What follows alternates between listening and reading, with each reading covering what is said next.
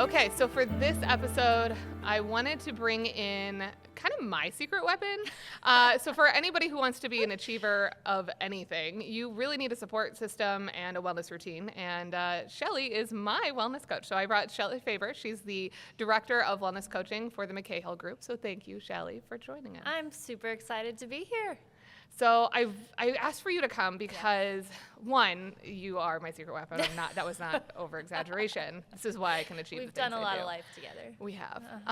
But also, students have started asking me a lot more about things that I know you're an expert in. A lot of students have been reaching out for help with motivation and procrastination. So I guess starting with why, I think motivation can be something that people struggle with.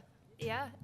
Motivation can be hard, especially, like homework, schoolwork, right? It's not always fun. It can be. I'm sure your classes are super fun, so I'll say that. But it's, you have other things on campus. You have friends you want to see, things you want to do, things that are more fun than sitting down and doing homework or studying for an exam. So how do we make that?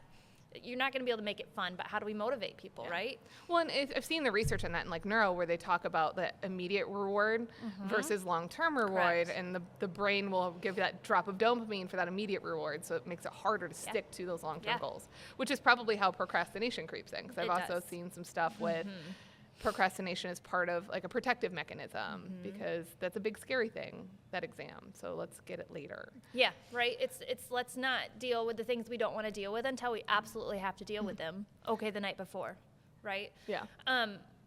So I think you're right. Like we could tie it to our long-term motivation. Like this is going to help me be an engineer. This is going to help me be a teacher. This is going to help me, whatever their degree they're trying to get, right? And that's going to be great one day. But how do you motivate yourself then in the short term? Yeah. You almost have to break it down and say, how can I make this work for me? What's realistic for me? Procrastination works for some people, but that's a lot of stress and cramming in one short amount of time.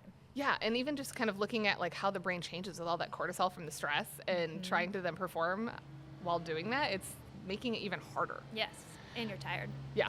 And so you said something which is where we're headed, which is some of the strategies that we can use is like things like breaking it up, smaller chunks, goal setting. So that's why I have you here today. We're going to talk about a lot of this in the next coming videos. I love it. There's a lot you can do with goal setting.